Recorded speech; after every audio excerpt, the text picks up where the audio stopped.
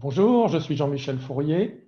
Je suis le président de la PEFPI, association de patients atteints de fibrose pulmonaire idiopathique et des dents.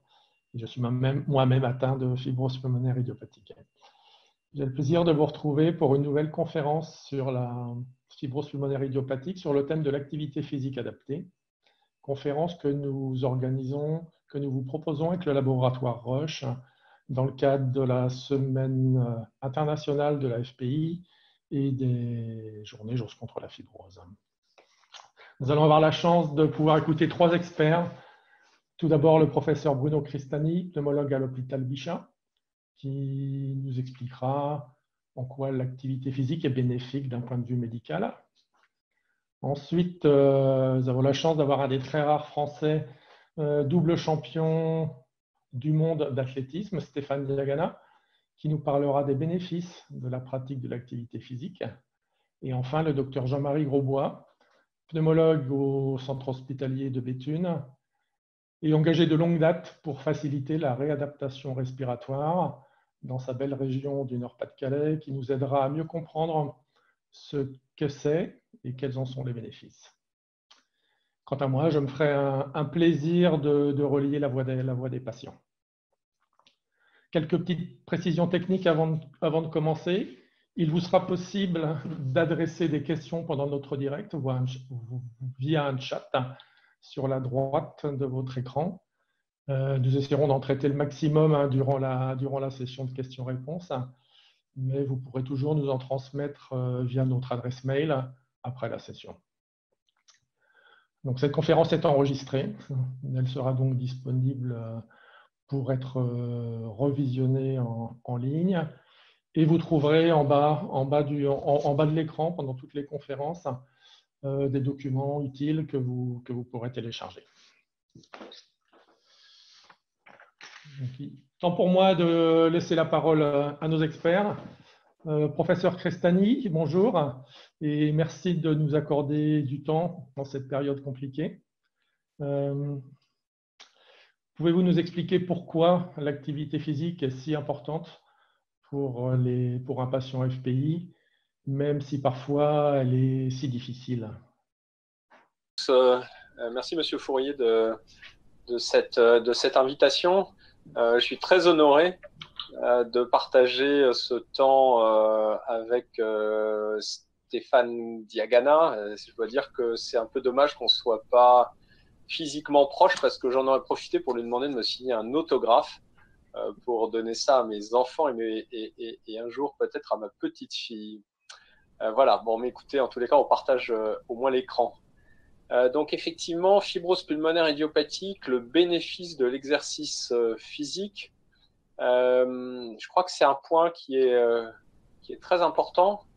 Si on regarde la diapositive suivante, qui porte sur la survie des patients atteints de fibrose pulmonaire idiopathique, on vit un moment actuellement qui est extrêmement important, puisqu'on peut, je pense, tous ensemble se dire que dans les 15 dernières années, disons les 20 dernières années, finalement le 21e siècle aura vu une amélioration de la survie des patients atteints de fibrose pulmonaire idiopathique. Alors j'ai choisi cette communication qui a été présentée à l'ERS. Vous savez que l'ERS cette année était virtuel, mais il y a eu des communications et un nombre de participants tout à fait phénoménal. Les personnes se sont connectées, les participants. Et cette communication italienne était très intéressante. C'est l'équipe de Forlì, l'équipe dans laquelle travaille Venerino Poletti et travaillait également Sarah Tomasetti. Une grosse expérience de la fibrose pulmonaire en général et de la fibrose pulmonaire idiopathique en particulier. Et ils ont regardé la survie des patients qui avaient été diagnostiqués fibrose pulmonaire idiopathique avant 2016 et avant 2011 et après 2011. Donc entre 2002 et 2011 et entre 2011 et 2016. Pourquoi 2011? Parce que 2011, c'est le moment où on a commencé à avoir accès à un traitement antifibrosant médicamenteux. Et globalement, le message qu'on peut avoir, c'est que la survie s'améliore. Vous avez ici en noir la survie avant 2011 et ici en grisé, la couleur ne ressort pas très bien, vous m'excuserez. la survie après 2011. Et qu'est-ce qui apparaît sur cette courbe? C'est que la survie s'améliore. Et elle s'améliore de façon considérable, hein, parce que si on regarde par ici la médiane de survie, entre là et là, il y a presque 2 ans de différence. Alors, qu'est-ce qui explique cette amélioration de survie? Cette équipe a regardé un grand nombre de facteurs qui pouvaient être impliqués là-dedans, qu'il s'agisse de l'âge, du sexe, de la fonction respiratoire, etc. Ce qui ressortait très clairement, c'était qu'il y avait l'utilisation d'antifibrosants et l'arrêt de l'utilisation des corticoïdes et des immunosuppresseurs. Et ça, quelle que soit finalement la façon dont ils analysaient les résultats, ça ressortait. Donc c'est un point très important. Ça veut dire qu'avec les progrès des dernières années, on améliore la survie des patients. Et un des éléments, c'est le traitement pharmacologique, arrêter des médicaments potentiellement toxiques, corticoïdes, immunosuppresseurs, arrivée et introduction des antifibrosants qu'on connaît aujourd'hui. Donc ça, c'est un point très important. Et cette amélioration de survie, on l'observe bien sûr quand on prend en compte la sévérité de la maladie, etc. Hein, ce n'est pas parce qu'on diagnostiquerait des malades plus tôt qui vivent plus longtemps, c'est un biais classique. Non, non, non. Pour un degré de sévérité donné, on vit plus longtemps aujourd'hui et c'est un point très important. Alors, est-ce que ça veut dire qu'il n'y a que les traitements médicamenteux qui jouent un rôle? Non, bien sûr, les patients le savent très très bien. Les médecins dans les centres de référence le savent aussi, et les pneumologues, bien sûr. À côté du traitement médicamenteux, il y a un ensemble de mesures qui sont fondamentales pour prendre en charge les patients atteints de fibrose pulmonaire, en particulier la fibrose pulmonaire idiopathique. Et parmi ces points, certains apparaissent sur cette diapositive. Il y a prendre en charge les comorbidités, en bas de ce cercle. Reflux gastro-œsophagien, hypertension pulmonaire, syndrome d'apnée obstructive du sommeil, cancer, quand il survient. C'est sûr que c'est en prenant tous ces éléments, en les diagnostiquant tôt, en les traitant, qu'on contribue à l'amélioration du pronostic. Les comorbidités cardiovasculaires que je n'ai pas listées ici sont également très importantes. Ce n'est pas parce qu'on a une fibrose du poumon qu'on ne doit pas s'occuper de son hypertension artérielle, de son diabète, de sa coronaropathie, de son insuffisance cardiaque éventuelle. Alors, une fois qu'on a dit ça, il y a d'autres traitements qui sont très importants. Il y a des traitements que je qualifierais d'exception. C'est la greffe. Ça va concerner moins de 10% des patients en France, alors qu'on est pourtant un pays qui a un accès facile relativement à la greffe par rapport à d'autres pays. On va essayer de soigner les symptômes des patients. La toux, c'est pas facile. Mais il y a un point qui est absolument majeur, qui est le cercle qui est ici à droite, c'est la réhabilitation. La réhabilitation, qu'est-ce que c'est? Jean-Marie Grosbois, qui va parler tout à l'heure, va le mettre bien en musique. C'est une prise en charge globale du patient qui comporte la remise en exercice et qui va être un élément clé pour prendre en charge un symptôme qui est la dyspnée. Nos patients, les patients qui ont une fibrose pulmonaire idiopathique, ils sont essoufflés. C'est un des premiers symptômes dans l'histoire de leur maladie avec la toux. Et c'est un des symptômes qui va impacter considérablement leur qualité de vie. La réhabilitation, la remise à l'exercice dans un contexte particulier qui va être bien expliqué par le docteur Grosbois, c'est un élément clé.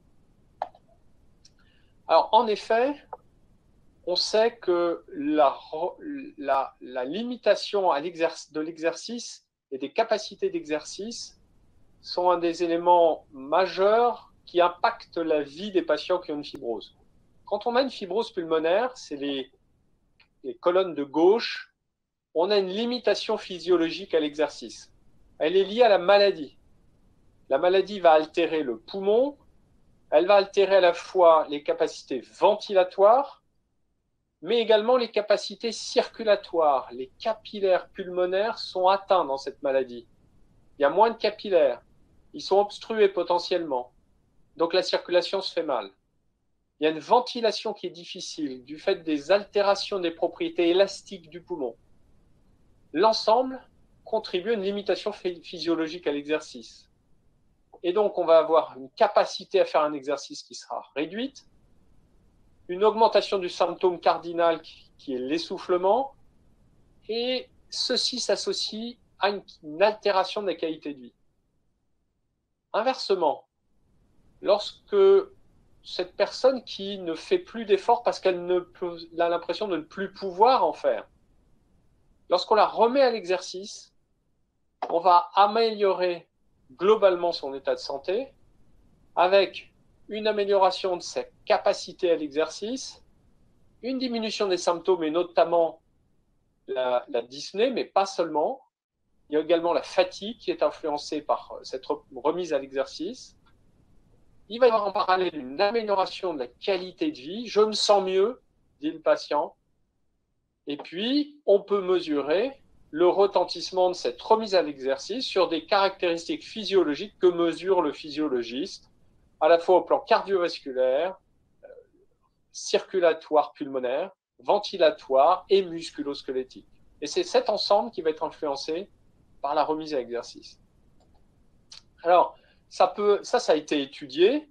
Il y a des études assez simples qui ont mesuré le nombre de pas que font des gens avec un podomètre, la mobilité globale à l'aide d'un accéléromètre, et même en suivant les patients avec des GPS grâce à l'iPhone, ou alors au smartphone plutôt. Je fais de la publicité, pardonnez-moi. Qu'est-ce qu'on peut montrer? On peut montrer que si je suis moins essoufflé, si j'ai une meilleure qualité de vie, si je suis moins fatigué, c'est relié au fait de marcher plus et de bouger plus. Et donc ça, c'est un point important. C'est-à-dire qu'on peut se dire, bon, ok, il y a un lien entre les deux, c'est clairement démontré. Et ce qu'on sait maintenant, c'est qu'on peut clairement influencer ça en remettant les gens en action, en activité physique. Et j'ai choisi parmi les nombreuses études qui ont montré ça, cette étude, qui est une étude israélienne, qui a été réalisée, vous voyez, au début des années 2010, qui est publiée en 2014. Elle a l'avantage d'un des rares essais qui a été construit comme un essai thérapeutique, où je randomise les patients, tout le monde a une fibrose pulmonaire idiopathique, et je randomise un groupe qui va aller en réhabilitation et un groupe qui ne va pas aller en réhabilitation, mais qui va avoir le meilleur traitement possible selon le pneumologue. Pas seulement, bien sûr, la pharmacologie, soulager, parler, etc. Mais pas en réhabilitation. Et vous voyez qu'il y a donc un groupe de 18 patients, et on a regardé plein de choses dans cette étude, mais si je regarde la capacité à l'exercice mesurée par leur capacité à marcher, la distance parcourue pendant le test de 6 minutes, vous voyez que sur les 18 patients, la distance parcourue augmente chez tout le monde, sauf un patient. Et parfois, elle augmente considérablement, plus 200 mètres ici, plus 110 mètres là, plus 100 mètres ici. Donc c'est important, et d'ailleurs, c'est bien au-delà de la variation minimalement importante ou cliniquement importante qui est de 25 mètres. Donc on peut impacter très fortement la capacité à l'exercice simplement sur un test aussi simple que le test de marche. Et si on compare ce qui arrive à des patients qui ont le meilleur traitement possible, mais pas la réhabilitation, vous voyez que c'est l'inverse qu'on observe. Si on ne fait pas la réhabilitation, eh ben, globalement, les patients progressivement voient diminuer leur capacité à l'exercice mesurée par la distance parcourue au test de marche de 6 minutes. Et vous voyez que là, il n'y en a que 4 qui l'améliorent. Tous les autres observent une diminution, 4 sur 16 versus 12 sur 16. Et de façon étonnante, moi, ça m'a étonné, quand on regarde en détail d'autres données telles que la capacité vitale forcée. Vous savez, ce test où on fait gonfler à fond les patients et vider à fond, qui mesure en fait l'élasticité du poumon de façon étonnante, alors qu'elle diminue chez les patients qui n'ont pas eu la réhabilitation, elle tend à s'améliorer chez ceux qui ont eu la réhabilitation, avec une différence qui est de 6%, ce qui est beaucoup. En 12 semaines, entre avant, ou plutôt 12 semaines après la réhabilitation de 12 semaines, on arrive à mettre en évidence une différence entre les deux groupes de 6%, ce qui est considérable. Voilà, je vais m'arrêter là. Le message globalement, est assez simple. On a amélioré le pronostic des patients. On peut encore faire mieux. Si on remet nos patients à l'exercice, si on les stimule, et une des questions qui est importante, c'est si je fais un test de réhabilitation, c'est évident que les patients vont aller mieux. Le problème, c'est que le stage, il va durer 12 semaines. Et il va donc falloir continuer ça à la maison. Ça, c'est le premier point. Le deuxième point, c'est comment je fais pour que tout le monde puisse bénéficier de ça, alors qu'il y a des difficultés à accéder au stage. Et là, je pense que l'expertise de Jean-Marie Grosbois, du docteur Grosbois, qui a une expertise particulière des stages à domicile, sera très importante. Ça, c'est un premier point. Et bien sûr, l'expertise de Stéphane Diagana sur, en fait, vous pouvez faire des exercices assez simples, rien qu'en apprenant à monter vos escaliers, c'est aussi un point très important. Voilà, merci beaucoup. Merci beaucoup, professeur Crestani, pour la clarté, je dirais la pédagogie de votre intervention. Mais on est, comme habituellement, j'allais dire. Avant de passer la parole au docteur Grosbois, je voudrais avoir la vue de Stéphane Diagana. Donc, on a vraiment le plaisir et la chance d'accueillir Stéphane Diagana. Je vous rappelle, un champion du monde du 400 mètres haies, champion du monde du relais 4x400. Donc, Stéphane, bonjour. Et avant de vous laisser nous expliquer quelle est votre vue des bienfaits de l'activité physique en général, je suis curieux de savoir ce qui vous a amené à vous engager autant dans le domaine du sport santé après votre carrière extraordinaire. Merci Jean-Michel. Bonjour à toutes et à tous. Merci pour cette question. Effectivement, le lien entre la pratique d'activité physique et de sport que j'ai eu assez extrême en termes de pratique, très engagée, très intensive, et celle du sport santé peut poser question. En fait, avant d'avoir été un grand champion, j'ai été un gamin, un jeune qui aimait courir dans les cours d'école, qui aimait tout ce qui était prétexte à courir. Dès l'âge de 7 ans, j'aimais courir. Et j'ai su un jour que le sport où on courait s'appelait l'athlétisme. Et c'est ce plaisir de courir qui m'a amené à l'athlétisme. Et à force de pratiquer, on progresse. Et puis après, on a la perspective de pouvoir devenir champion du monde ou champion olympique en étant accompagné par des entraîneurs compétents, en montant une équipe autour de soi. Parce que dès qu'on veut viser l'excellence, c'est jamais un sport individuel, c'est toujours un sport collectif. Donc ça a été après. Mais le point de départ, ça a été vraiment le plaisir. Et j'ai eu la chance d'avoir, comme je le dis, une rencontre heureuse avec le mouvement, avec le corps en mouvement. Et malheureusement, on est dans une société où, que ce soit dans nos temps de transport, dans nos temps professionnels, dans nos temps de loisirs, on est de plus en plus inactif. Et à la fin de ma carrière, j'ai été sollicité plusieurs fois par des associations de patients. Je pense à l'Association française des diabétiques, par des sociétés savantes ou par des organismes comme la Fédération française de cardiologie, pour faire la promotion de l'activité physique, pour participer à cet élan de promotion de l'activité physique qui est de plus en plus soutenu maintenant, mais qui, à 10-15 ans, était beaucoup moins, je dirais, dans l'air du temps. Et ça m'a amené à découvrir les bienfaits de l'activité physique et le rôle que jouait le mouvement, tout simplement, dans notre vie, dans notre quotidien. J'ai découvert à quel point le sport m'avait fait découvrir à quel point on était fait pour le mouvement. Mais j'ai découvert grâce à ça à quel point le mouvement nous avait fait et à quel point on est régulé par le mouvement. Notre bon fonctionnement passe par une activité physique quotidienne et la vie sédentaire, malheureusement, pose problème. Donc, je me souviens d'avoir découvert notamment un rapport de l'INSERM en 2008 qui faisait la synthèse de toutes les études que l'on avait, et tant sur le plan préventif, mais surtout thérapeutique, on voyait à quel point le mouvement était pertinent dans la prise en charge des maladies, une fois de plus en prévention ou en thérapeutique, telles que le diabète, tels que certains cancers, très bien étudiés, le cancer du sein et du côlon, tels que tout ce qu'on appelle le syndrome métabolique. Et en fait, on commence à comprendre pourquoi maintenant le mouvement est si important pour prévenir les maladies et mieux les prendre en charge. Merci Stéphane, ça nous donne déjà quelques bonnes pistes, mais je vous laisse continuer donc sur les bénéfices de l'activité physique pour nous les malades et puis les patients FPI principalement. Alors, les bénéfices de l'activité physique, ils sont nombreux. On les découvre un petit peu plus chaque jour. On va les parcourir ensemble. Mais je voudrais revenir d'abord sur deux définitions. Celle de la santé, qui est la santé, la définition de l'OMS en 1946. La santé est un état de complet bien-être physique, mental et social et ne consiste pas seulement en une absence de maladie ou d'infirmité. Bien-être physique, mental et social. Et c'est assez curieux de voir la définition, le consensus sur lequel sont accordés les membres du Conseil de l'Europe en 2004 sur la définition du sport, qui, pour le Conseil de l'Europe, consiste en toute pratique physique, organisée ou non, ayant pour objectif l'expression ou l'amélioration de la condition physique, de la condition mentale, du renforcement du lien social ou de la recherche de résultats en compétition de tout niveau.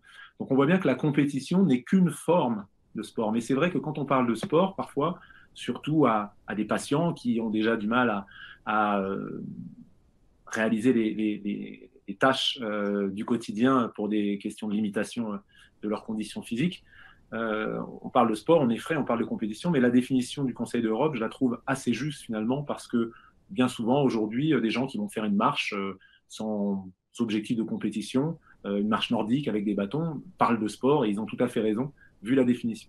Donc il n'est pas étonnant finalement que le néologisme sport-santé soit apparu il y a une dizaine d'années pour évoquer les activités physiques et sportives mises en œuvre à des fins de santé préventive ou thérapeutique. Mais une fois de plus, on est bien sur les trois dimensions, physique, mentale et sociale. Et dans ce loisir particulier qu'est le sport, on retrouve bien aussi la dimension sociale avec la dimension associative, bien sûr. Et si on regarde le mouvement associatif fédéral, c'est à peu près 15 millions de personnes en France, 15 à 16 millions de personnes, donc près d'une personne sur 4 aujourd'hui.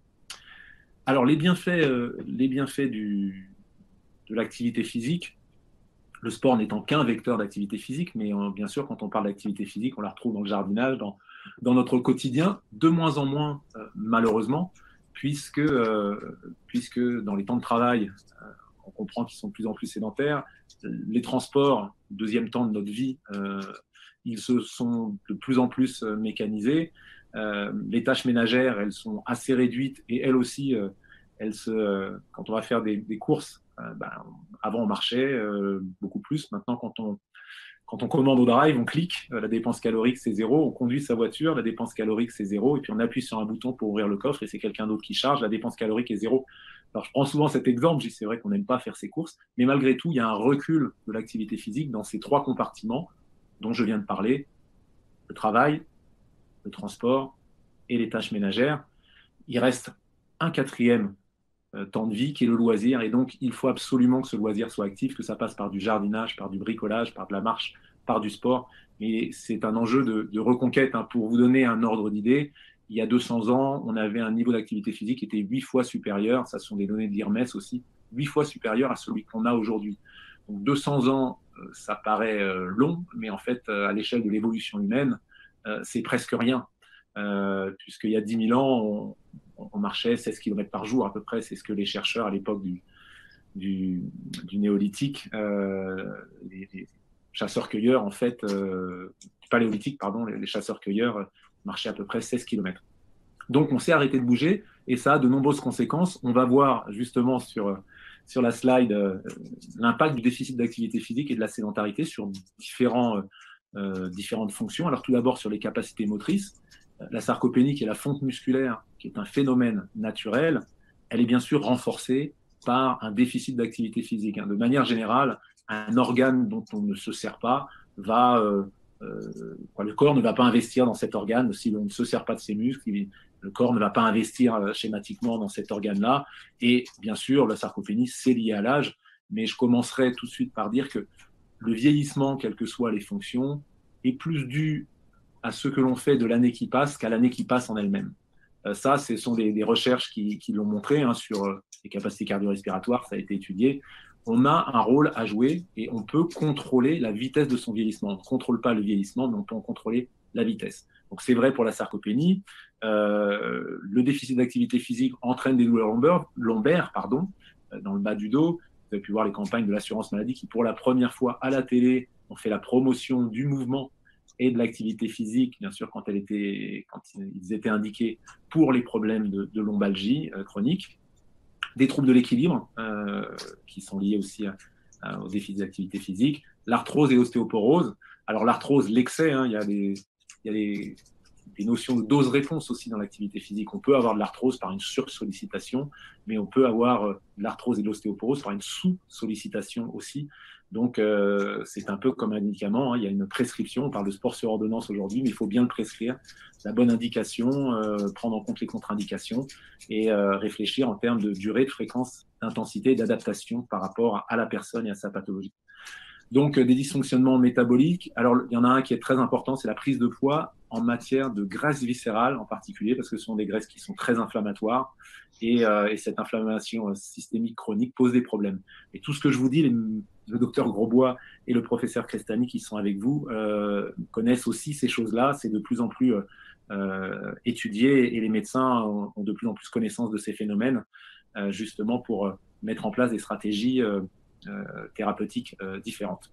Les diabètes, les maladies rénales, l'hypertension, alors les maladies chroniques respiratoires, en traitement, on sait aujourd'hui que pour des pathologies respiratoires, et ça c'était écrit dès 2008 je me souviens dans le dossier de l'INSERM, qui disait qu'il n'y avait pas mieux que la remise à l'activité physique régulière et adaptée pour les BPCO qui sont des bronchopneumopathies chroniques obstructives, donc souvent fréquentes chez les fumeurs.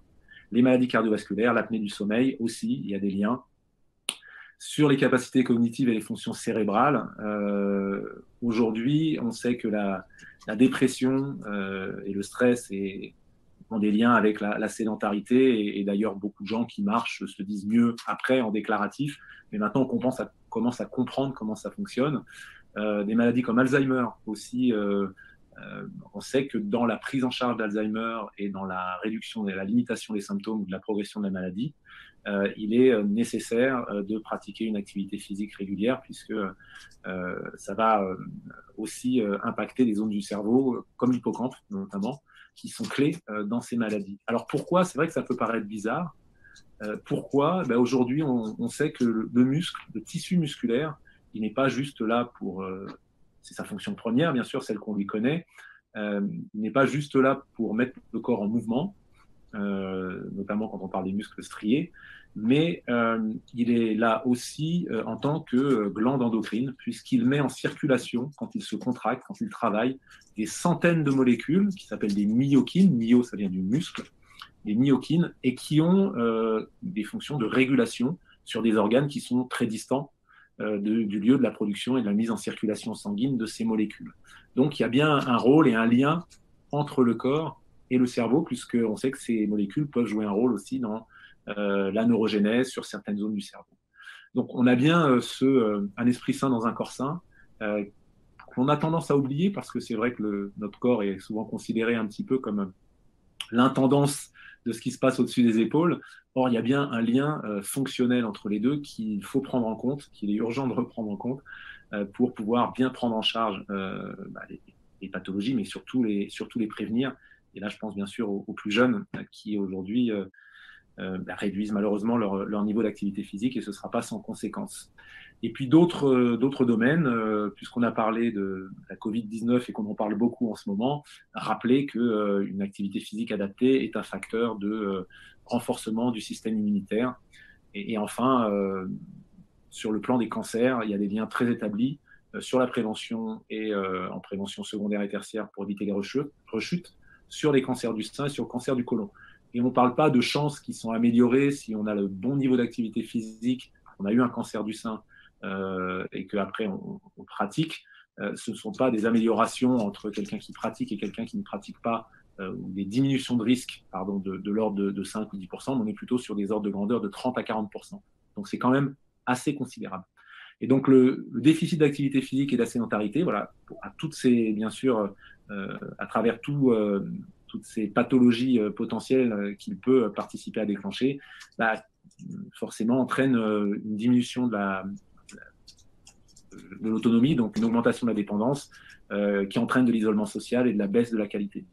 Alors je finirai avec les deux petites illustrations que l'on a à gauche et à droite. À gauche, je vous présente un monsieur qui s'appelle Ed Whitlock, qui est canadien, qui est décédé malheureusement, il aurait plus de 90 ans aujourd'hui. Mais ce monsieur a découvert le sport, il s'est pris de passion pour la course à pied très tardivement, vers 40 ans. Et à 72 ans, il courait le marathon en moins de 3 heures. C'est un record à cet âge-là. Et en moins de 4 heures à 85 ans. Et puis le monsieur qui est à côté, à plus de 101 ans, a fini un marathon. C'est monsieur Singh, qui est indien. Donc pour vous dire que le vieillissement n'est pas une fatalité. Alors bien sûr, il y a des différences génétiques entre les individus. Elles existent. Mais la chose qui est souvent à prendre en compte, c'est la différence de mode de vie. Et le mode de vie explique pour une grande part la capacité à pouvoir assumer ses tâches quotidiennes. Je ne parle même pas de marathon. À 80 ans, plus que la génétique encore. Aujourd'hui, c'est très, très, très étudié. Voilà, donc merci de votre attention et Jean-Michel, je vous rends la parole. Stéphane, pour en revenir aux bienfaits physiques très rapidement, le professeur Crestani en parlait tout à l'heure, notre manque de souffle est un réel handicap, notre dyspnée. Et parmi nos difficultés quotidiennes, il y a la montée des escaliers. Donc, quels sont les bons conseils que vous pourriez nous donner pour nous y aider? Alors, tout est question de pratique régulière pour progresser et d'adaptation. Donc, je vais vous proposer 4 méthodes pour monter les escaliers avec un niveau 1 qui concerne les personnes qui ont les plus fortes incapacités. Donc, sur le niveau 1, on va monter une marche, vous allez le voir, donc une marche gravie, une pause gagnée, et on a une phase de récupération qui est 3 fois plus longue que la phase d'effort. Donc, on inspire pour monter la marche, on expire, on inspire et on expire. Et dans l'inspiration suivante, on monte la marche, et ainsi de suite. Alors, on prend soin, comme on arrive avec les 2 pieds sur la même marche, d'alterner la jambe gauche et la jambe droite quand on se lance, puisque c'est la jambe qui part en avant qui fait le plus gros effort pour élever le centre de gravité, pour monter les marches. On peut s'aider bien sûr d'une rampe pour soulager les cuisses. Le niveau 2, pour la méthode adaptée aux fortes incapacités, donc un petit peu plus d'aisance pour des gens qui ont un peu plus d'aisance, une marche gravie, une pause gagnée, et la phase de récupération est de la même durée que la phase d'effort. Inspiration dans la montée, expiration sur la marche. Toujours pareil, on peut s'aider de la rampe. Inspiration dans la montée, expiration sur la marche, et ainsi de suite. Niveau 3, méthode adaptée aux incapacités respiratoires et musculaires modérées. 2 marches gravies cette fois-ci, une pause gagnée. On inspire, 2 marches, on expire, on inspire, 2 marches.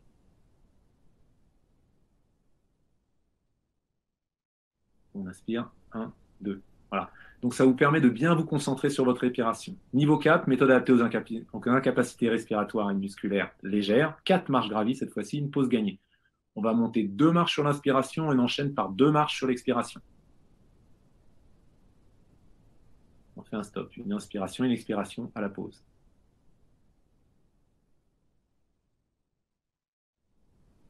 Voilà.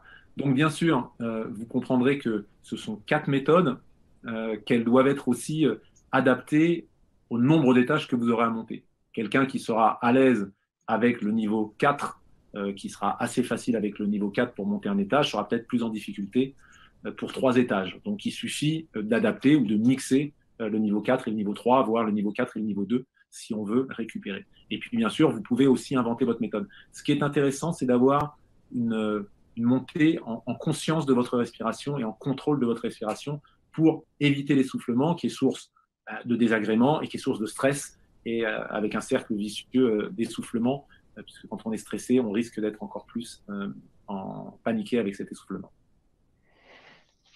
Merci Stéphane, merci encore. Je vais tester cela rapidement et pourquoi pas lancer un challenge au sein de l'association pour mesurer nos progrès dans la montée des escaliers. Donc, merci encore. Pour compléter sur ce thème donc, de la respiration, on va maintenant accueillir le docteur Jean-Marie Grosbois. Docteur Grosbois, bonjour. La réadaptation respiratoire, mais le professeur Crestani en parlait tout à l'heure, n'est pas facilement accessible nécessairement pour un patient SPI. Et pourtant, Et pourtant, tous ceux qui ont pu en bénéficier en disent le plus grand bien. Donc, pouvez-vous nous détailler exactement de quoi il s'agit et puis partager votre expérience en la matière? Oui, merci beaucoup, M. Fourier. Merci aux précédents orateurs qui ont brillamment exposé la situation et l'importance de l'activité physique. Et on verra dans mieux comprendre la réadaptation, ce que Stéphane Diagana a mis en avant également, le côté social qui est important et pas seulement, donc le bien-être social, physique et mental et pas seulement l'absence de maladie. Donc pour mieux comprendre la réadaptation, je vous propose de balayer cette présentation rapidement en 5 étapes que voici, et en commençant par la définition de la réadaptation respiratoire, qui est donc une intervention globale et individualisée, centrée sur la personne et qui repose sur le triptyque présent sur la photo de droite, là, associant le réentraînement à l'effort et la reprise d'activité physique adaptée, les APA, activité physique adaptée à la santé, mais aussi, et peut-être surtout également, l'éducation thérapeutique et l'accompagnement psychosocial et motivationnel pour aboutir à un self-management, donc une autogestion. Et on verra que cette autogestion est importante dans la pérennisation des acquis à long terme, puisque le but de la réadaptation, c'est pas seulement améliorer la situation à la fin du stage, mais aussi que cette amélioration persiste à plus long terme. On pourra en reparler si vous voulez. Donc la fibrose pulmonaire idiopathique est donc évidemment une maladie respiratoire, à point de départ respiratoire, essentiellement marquée par une dyspnée, une toux chronique, comme nous l'a rappelé Bruno Cristani, et une fatigue qui nécessite un bilan médical complet avec la clinique, bien entendu, mais également les mesures de fonction respiratoire, de gaz du sang, de scanner, de tests d'effort. Donc c'est une maladie respiratoire, mais qui a des conséquences générales. Et parmi les conséquences générales les plus fréquemment retrouvées, c'est l'apparition d'un stress, d'une anxiété-dépression déjà évoquée, une mauvaise qualité du sommeil, un déconditionnement musculaire périphérique avec une amyotrophie musculaire et souvent des conséquences cardiovasculaires associées. Donc, à point de départ respiratoire, c'est une maladie générale avec souvent des comorbidités. Bruno Cristani nous en a parlé, on verra ça rapidement, qui entraînent des conséquences dans la vie quotidienne de la personne malade. En réadaptation, on ne s'occupe pas de la FPI finalement, on ne s'occupe pas du patient, on s'occupe d'une personne qui a une fibrose pulmonaire idiopathique en l'occurrence, qui a des conséquences et un impact dans sa vie quotidienne et qui a aussi des conséquences et un impact dans la vie quotidienne de son entourage. Idéalement, on devrait pouvoir prendre en charge l'entourage également dans cet accompagnement global de réadaptation respiratoire. Les deux principaux, hormis l'atout, signes fonctionnels présentés par les patients est donc une dyspnée, un essoufflement à l'effort, pour des efforts plus ou moins importants, comme nous l'a montré Stéphane Diagana sur la montée des escaliers, et une fatigue. Cet essoufflement à l'effort est secondaire à l'atteinte respiratoire, évidemment, la maladie respiratoire fibrose, qui est donc responsable de la part fonctionnelle de cette dyspnée. Mais on a vu aussi qu'il y avait des conséquences musculaires périphériques et l'atteinte musculaire est responsable de la part physique de la dyspnée qui va entraîner un cercle vicieux de sédentarité, d'inactivité physique et de fatigue plus importante qui va aggraver cette sédentarité et cette inactivité physique et donc cette amyotrophie musculaire périphérique. Le camembert à la droite montre que lorsqu'on fait une épreuve d'effort ici chez des patients BPCO, on retrouve seulement, entre guillemets, dans 26% un arrêt de cet effort en raison de l'essoufflement à l'effort et dans 75% pratiquement l'apparition d'une fatigue soit unique, soit associée à la dyspnée au niveau des membres inférieurs, montrant donc bien l'importance de cette atteinte musculaire périphérique dans la genèse de la dyspnée. Mais également, un troisième élément qui joue un rôle important dans cette genèse de la dyspnée est ce qu'on appelle la part affective. On a déjà évoqué, les précédents orateurs ont évoqué l'importance de la peur de l'effort, de la difficulté à réaliser cette activité physique qui va entraîner un repli de la vie sociale éventuellement, avec des conséquences telles une perte de morale, une anxiété-dépression qui va aggraver la peur de l'effort, qui va aggraver la sédentarité. Et dans le cadre de la réadaptation respiratoire, il est important d'approcher également cette part affective de la dyspnée et pas seulement de faire que du réentraînement à l'effort ou de la reprise d'activité physique.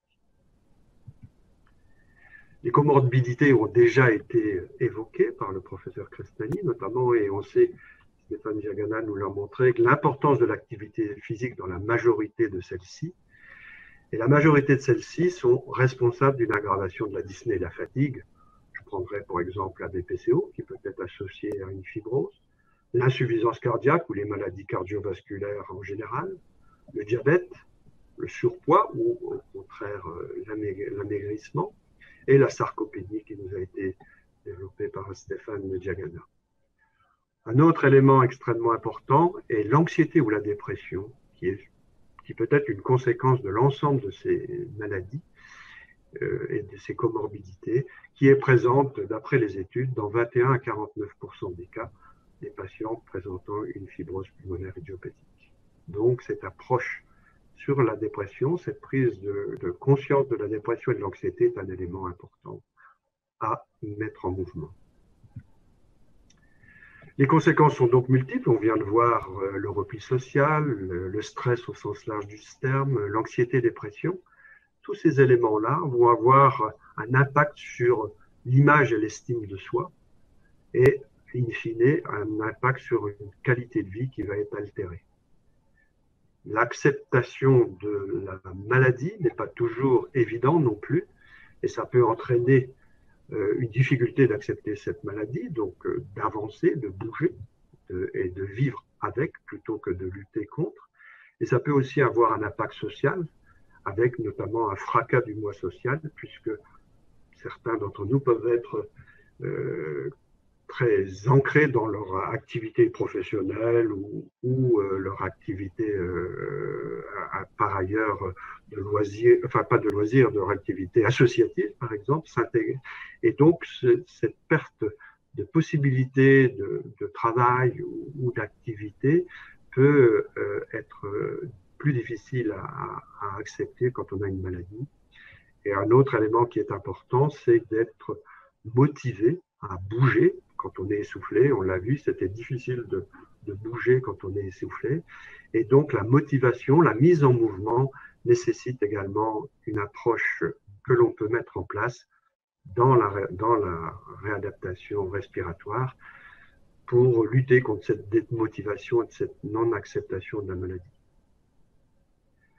L'accompagnement global en réadaptation respiratoire est donc transdisciplinaire, c'est-à-dire qu'elle doit être réalisée par une équipe de plusieurs professionnels de santé d'horizons différents pour que chacun apporte ses compétences dans l'accompagnement et la prise en charge des patients souffrant d'une EFP. Un élément extrêmement important et un prérequis indispensable à la réadaptation respiratoire, pour bien la comprendre justement, c'est que cette réadaptation est basée sur un diagnostic éducatif, qu'on appelle aussi bilan éducatif partagé, qui est l'élément fondamental qui va permettre de construire les bases de la réadaptation en analysant les besoins et les projets du patient et de son entourage idéalement, en regardant les freins, les limites, les difficultés rencontrées pour mettre en mouvement l'ensemble des projets du patient et de répondre à ses besoins. Cette approche de réadaptation va nécessiter aussi une négociation. Les soignants ne sont pas toujours très doués pour accepter que la situation idéale ne puisse pas être obtenue chez tout le monde et de négocier des actions gagnant-gagnant, comme on dit, c'est-à-dire gagnant pour le patient qui va améliorer ses comportements de santé et sa qualité de vie, mais aussi gagnant pour le soignant qui va transférer des compétences qui vont être utiles pour le patient pour justement améliorer cette qualité de vie. Et cette négociation et cette mise en mouvement dans le cadre de la réadaptation respiratoire, on doit lui donner du sens. Et qui lui donne du sens? Ben, c'est vous, les patients, pour voir pourquoi vous mettez ça en mouvement. Quels sont vos projets à titre personnel, à titre de loisir, à titre familial, à titre amical? Qu'est-ce qui vous met en mouvement le matin en vous levant pour passer la journée, la semaine et les années dans les meilleures conditions possibles? Donc, donner du sens est extrêmement important et ça repose sur cette négociation dont on parlait, sur l'écoute active que les soignants doivent apprendre à développer éventuellement si ce n'est pas leur première priorité. La réadaptation respiratoire va donc reposer sur un triptyque qui associe le réentraînement à l'effort et la reprise d'activités physiques adaptées. Et ces activités physiques adaptées doivent être intégrées dans la vie quotidienne et choisies par la personne. Stéphane Diagana nous a bien montré l'importance du sport en termes de compétition, mais que ce n'est qu'une petite partie de l'activité physique et que l'activité physique, c'est pas seulement faire du réentraînement à l'effort sur vélo d'appartement, sur tapis, sur stepper ou autre, donc sur du matériel de réentraînement, mais bien reprendre des activités physiques adaptées aux possibilités de la personne, adaptées à ses possibilités physiques, mais aussi environnementales, voire financières. Et bouger, c'est-à-dire faire jardiner, bricoler, aller faire les courses et pas appuyer que sur le bouton de lever du coffre dans le drive, et sont des éléments importants à mettre en place. Donc, activité choisie par la personne, si possible diversifiée et ludique. Le deuxième élément du trépied, c'est l'éducation thérapeutique du patient, l'ETP, qui, pour l'équipe, va consister à transférer des compétences utiles pour la personne. C'est important que ces compétences soient utiles et que ce ne soit pas des séances d'éducation protocolisées pour l'ensemble des personnes et qui ne soient pas adaptées aux besoins et aux difficultés des personnes souffrant de FPI, ici en l'occurrence. Et enfin, le troisième élément qui est peut-être le plus important pour l'acceptation de la maladie, la mise en mouvement, la motivation, le suivi à long terme, c'est l'accompagnement psychosocial et motivationnel qui va commencer d'abord par une bonne communication. Là encore, les soignants, on nous a jamais appris à communiquer avec les patients, pensant que puisqu'on était soignant, c'était naturel de communiquer et qu'on n'avait pas besoin d'être formé à ça. On se rend compte qu'un des éléments importants dans le fait que le patient ne se met pas en mouvement, c'est une mauvaise communication. Et cette communication adaptée va permettre de créer une confiance beaucoup plus rapidement et donc une alliance thérapeutique plus rapide et plus solide qui va permettre aux soignants de donner le pouvoir à la personne, l'empowerment des anglo-saxons, pour évoluer vers l'autogestion de la maladie et de ses conséquences, donc le self-empowerment des anglo-saxons également. Très rapidement, une diapositive sur les résultats que l'on a pu publier avec l'équipe du CHU de Lille sur la prise en charge de patients présentant une fibrose pulmonaire idiopathique ou une PINS fibrosante, où on a montré qu'il y avait une amélioration des capacités physiques, de la qualité de vie, de l'anxiété-dépression, mais aussi, et ce n'est pas sur cette diapo, de la dyspnée, de l'essoufflement à l'effort et de la fatigue. Et chose intéressante, que ces améliorations perdurent à 1 an. Donc ça, c'est un élément important qui me semblait judicieux de vous proposer et de vous montrer. En conclusion, je dirais que pour mieux comprendre la réadaptation respiratoire, ça va dépendre de notre vision, nous les soignants, de notre vision des problèmes dont vont dépendre les solutions proposées. On regarde cette image à gauche, certains d'entre vous peuvent y voir une jeune femme, d'autres une vieille femme, une femme plus âgée en tout cas, et en réalité il y a les deux personnages qui sont sur cette image dite d'Épinal, la jeune et la moins jeune femme. Et donc on ne va pas prendre en charge de la même façon, on ne va pas accompagner de la même façon une jeune femme ou une dame plus âgée. C'est évidemment une image pour pas que ce soit toujours l'homme qui soit pris en charge. Pour mieux comprendre la réadaptation, le deuxième élément, et je pense que vous l'avez bien compris avec ce qui a été dit par le professeur Crestani et Stéphane Diagana, et que je peux renforcer, c'est que cette réadaptation respiratoire est centrée sur la personne et son entourage, et pas sur la maladie et le patient qui est passif et repose sur ce trépied. Je vous remercie de votre attention. Merci beaucoup, docteur Grosbois. J'aime beaucoup votre triptyque, votre trépied, qui est effectivement très en ligne avec tout ce que nous avons vu avant avec Stéphane et puis le professeur Crestani. Avant de prendre une ou deux questions, je voudrais revenir sur l'accès parfois difficile pour nous, patients FPI, à la réadaptation, parce on peut être éloigné d'un centre ou avoir des difficultés à se déplacer.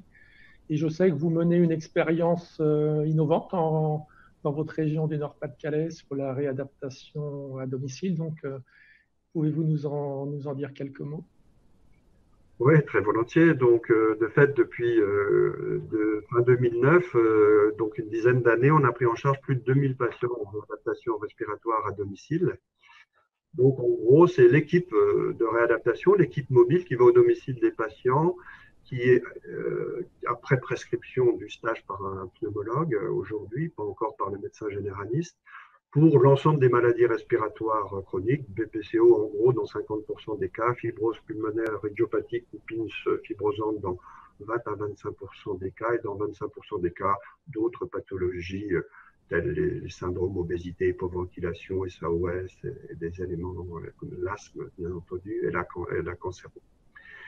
Et l'intérêt de la réadaptation à domicile, c'est donc que ça permet, comme vous le disiez, de pouvoir faire bénéficier à certains patients qui ne peuvent pas ou qui ne veulent pas aller en centre pour plein de raisons, de pouvoir bénéficier de cette prise en charge, donc d'avoir un meilleur maillage territorial. Ça répond aux besoins des décideurs et des payeurs.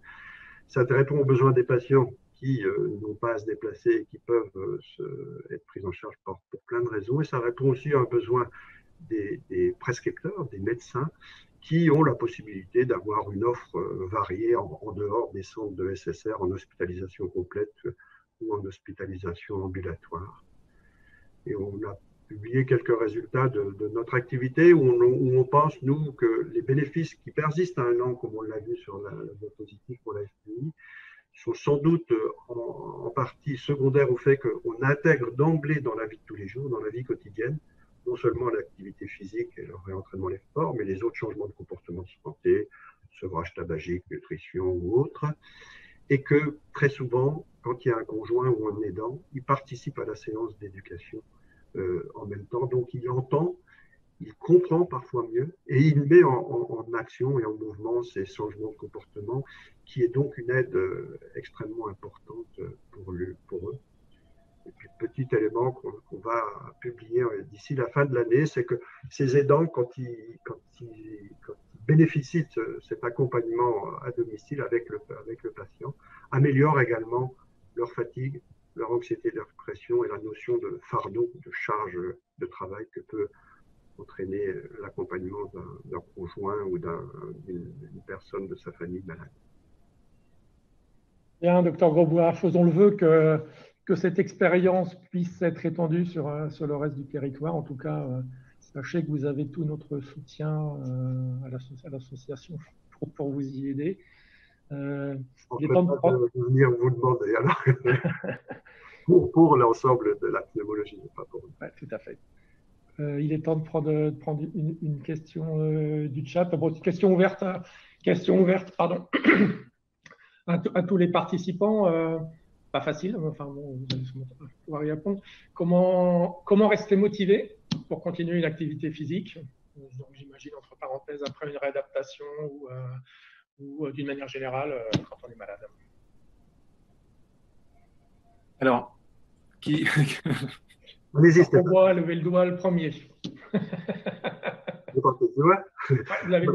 Juste, je pense, pas juste, mais un des éléments qui est important que j'ai essayé de souligner dans ma présentation, c'est l'approche comportementale et motivationnelle. Donc, que les soignants apprennent à avoir une communication motivationnelle, pas seulement faire un entretien motivationnel, mais une communication motivationnelle qui va permettre toujours de mettre en mouvement la personne et donc et aussi de donner du sens pourquoi les gens font de l'activité physique. Si c'est faire 10 000 pas pour faire 10 000 pas, ça n'a aucun intérêt. Si c'est faire 10 000 pas pour, comme l'a dit Stéphane, aller faire les courses, faire le ménage, le bricolage, le jardinage, aller chercher les petits-enfants à l'école ou aller au ciné, là, ça a du sens et ça risque de mieux se passer.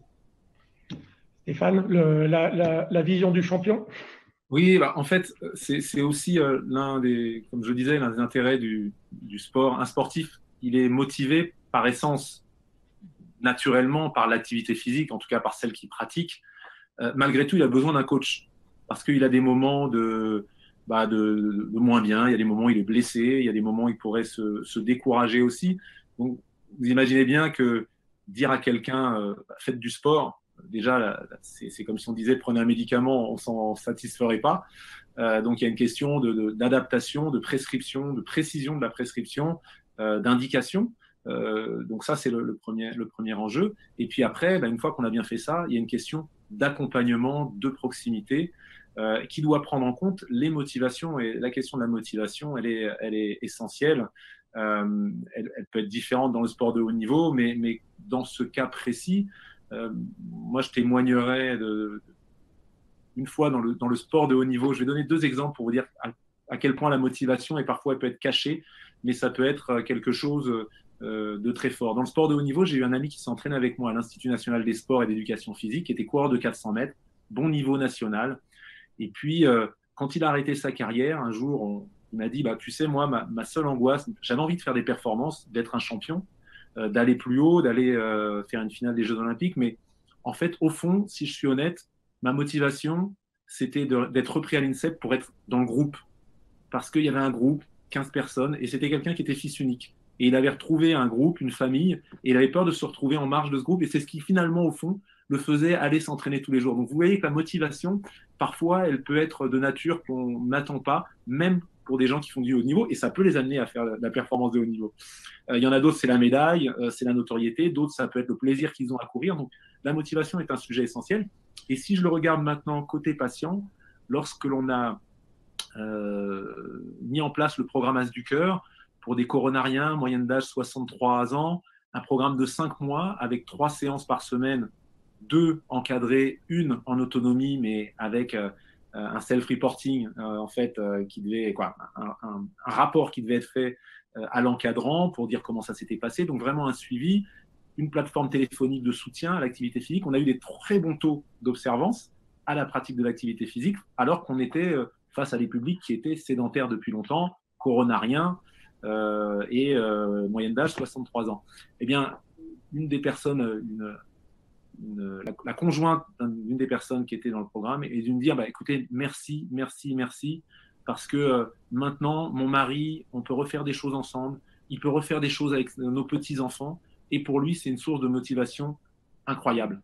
Donc, on voit bien que c'est ça l'enjeu, c'est trouver les clés, et un coach de haut niveau, ou quelqu'un qui va coacher ces challenges de haut niveau que sont la pratique d'activité physique adaptée régulière dans la durée pour des personnes qui ont des problèmes tels que les patients qui souffrent de FPI, eh bien, il doit avoir les mêmes qualités d'écoute et de compréhension des clés qu'il doit pouvoir activer pour aller relever les défis qui sont à relever.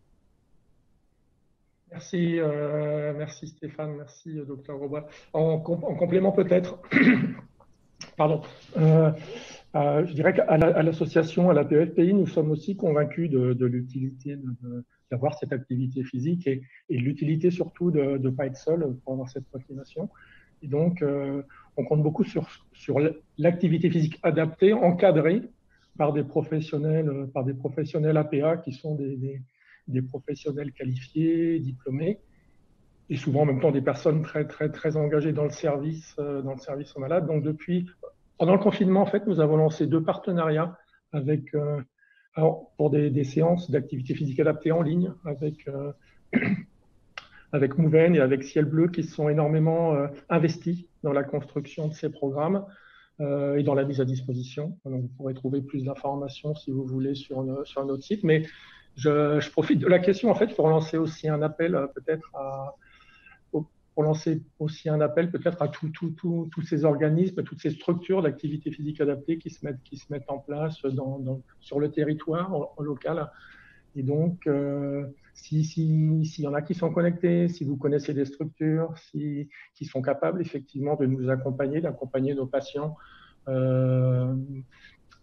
contactez-nous, contactez-nous et puis on se fera un plaisir de relayer vos coordonnées à nos adhérents et puis à l'ensemble des patients FPI et à la limite à l'insuffisance respiratoire qui pourraient se connecter sur notre site. Et je pense qu'il est vraiment important d'être accompagné pardon, et de pas être seul pour effectivement continuer cette activité physique. Docteur Grosbois, un dernier mot. Oui, juste un dernier mot pour dire que dans le cadre le groupe Alvéole, qui est le groupe de réadaptation respiratoire de la Société de pneumologie de langue française, a mis en ligne sur son site l'ensemble des adresses de l'ensemble des centres de réadaptation respiratoire en France. Donc c'est déjà un élément supplémentaire à connaître. Merci. Donc, un dernier merci, très, très reconnaissant à vous trois, professeur Crestani, docteur Grosbois, Stéphane Diagana, pour vos interventions, à Roche aussi, et puis aux équipes de communication qui nous ont, enfin, pour la préparation. Vous pouvez continuer à nous envoyer vos questions. Donc, nos coordonnées sont sur la plaquette que vous pouvez télécharger de l'association, vous pouvez télécharger en bas de vos écrans, et puis aussi sur le site ensemblecontrefpi.fr. Donc voilà, nous espérons que cette conférence vous aura plu, qu'elle vous sera utile. Rendez-vous très, très bientôt. Rendez-vous dès jeudi soir, même heure, 17h, sur le même lien, pour une nouvelle session, cette fois-ci sur la FPI et les droits. Donc mes droits en tant que patient FPI par rapport aux droits du travail, par rapport au handicap, par rapport aux aides diverses et variées dont je peux avoir besoin. Et puis d'ici là, eh bien, prenez soin de vous, faites de l'activité physique et j'ai envie de dire enjoy life. Au revoir et puis à très bientôt.